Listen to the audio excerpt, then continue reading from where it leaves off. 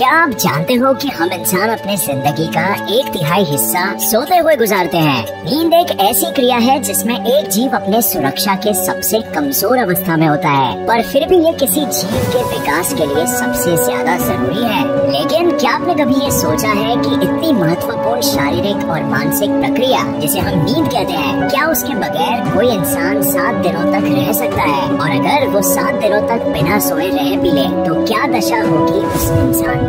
कभी न कभी आप लोगों को भी किसी न किसी वजह से, चाहे वो परीक्षाएं हो या जॉब का कोई प्रोजेक्ट या फिर कोई भी और कारण हो सकता है, जिसकी वजह से कभी न कभी आप बिना सोए रात गुजारे हो। मेरे साथ तो ऐसा काफी बार हो चुका है, और जहाँ तक मैंने जाना है मेरी लिमिट है सिर्फ 1 या 2 दिन, जो कि मुझे हमेशा सोच में डाल देता है कि 1 हफ्ते बिना सोए गुजार पाना आखिर संभव भी है क्या? बट वेल, आज ही हम इसी चीज पर खोज करेंगे और जानेंगे कि इंसान की असल सीमा आखिर क्या है, और इस सीमा के ओर बढ़ते वक्त उसे क्या क्या भुगतना पड़ सकता है। मेरा मतलब, हम जानेंगे कि 7 दिनों तक लगातार ना सोने पर दिन भर दिन उस इंसान के शरीर की क्या हालत होती है। हमारा दिमाग दिन भर में बहुत सारे दृश्य देखता है और महसूस करता है, और जब हम सो रहे होते हैं तो हमारा दिमाग एक बेहद दिलचस्प प्रक्रिया से गुजरता है जिसे कंसोलिडेशन कहते हैं। इस प्रक्रिया के दौरान ही हमारी short term memory long term memory में बदलती है। तो आइए अब जानते हैं कि क्या होगा अगर आप 7 दिनों तक बिना सोए रहते हैं। डे नंबर 1,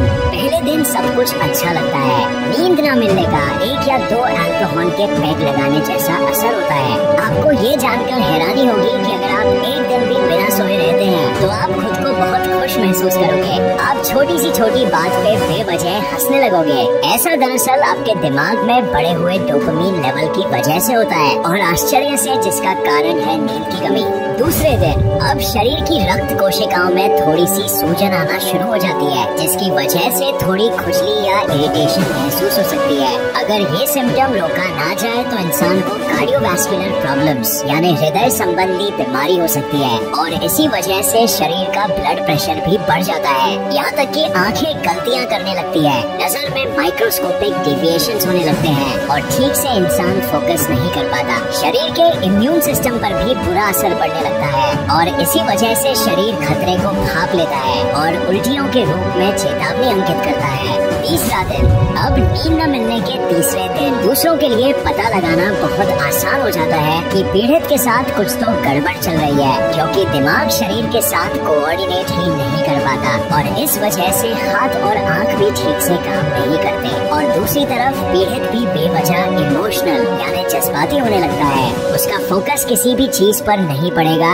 और बहुत चिड़चिड़ाहट महसूस होगी। कोई भी निर्णय लेने में अधिक परेशानी होगी। साथ ही साथ इस स्टेज पर आंखें सूजने भी लगती है और शरीर में बेहद तेज दर्द होने लगता है। अब शरीर की सहन शक्ति इतनी कम हो गई है कि एक छोटे से छोटा वायरस भी घातक साबित हो सकता है। इस समय लगी हुई चोट को भी ठीक होने में बहुत समय लग जाता है, क्योंकि हीलिंग की प्रक्रिया भी स्लो हो जाती है। चौथा दिन, अब फ्रेंड्स, चौथे दिन कुछ अजीब सी चीजें होने लगती है। इंसान हेल्यूसिनेशन की कंडीशन में पहुंच जाता है। शरीर नींद की कमी को पूरा करने के लिए माइक्रो स्लीप लेने लगता है। माइक्रो स्लीप शरीर की वो अवस्था होती है जिसमें इंसान की आंखें तो खुली रहती है पर दिमाग कुछ पलों के लिए ही सो जाता है, और इंसान को पता भी नहीं चलता। मेरे ओपिनियन में एक न एक बार आप सबके साथ ऐसा हुआ ही होगा। याद आया, पढ़ाई के वक्त जो इंसान माइक्रो स्लीप्स का अनुभव कर रहा होता है उसे ये पता नहीं होता कि उसके साथ ऐसा हो रहा है। इस कंडीशन में इंसान की सोने की इच्छा खाने की इच्छा से भी ज्यादा प्रबल हो जाती है।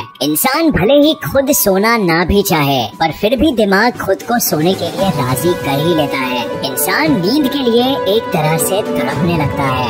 5वां दिन, 5वें दिन तक पीड़ित की गहराई में सोचने की क्षमता और स्किल एक तरह से खत्म ही हो जाती है। कंसंट्रेशन यानी एकाग्रता भी बिल्कुल खत्म हो जाती है, और वह छोटे छोटे निर्णय लेने में भी असमर्थ होता है। फोकस शिफ्ट करने में परेशानी होती है, यानी कि अगर आप पास की चीज देखने के बाद दूर की चीज देखते हैं तो आपको दिक्कत महसूस होती है। इम्यूनिटी यानी सहन शक्ति भी ऑल टाइम लोएस्ट पर रहती है। शरीर का दर्द भी सिर्फ और बढ़ते ही रहता है, और अजीब अजीब से दृश्य दिखाई देने लगते हैं। शरीर बीच बीच में रेम स्लीप यानी रैपिड आई मूवमेंट स्लीप की अवस्था में चली जाती है। रेम स्लीप नींद की वो अवस्था होती है जिसमें इंसान सपने देखता है और इसी दौरान ब्रेन बहुत एक्टिव होता है। है, लेकिन मांसपेशियां ढीली रहती है।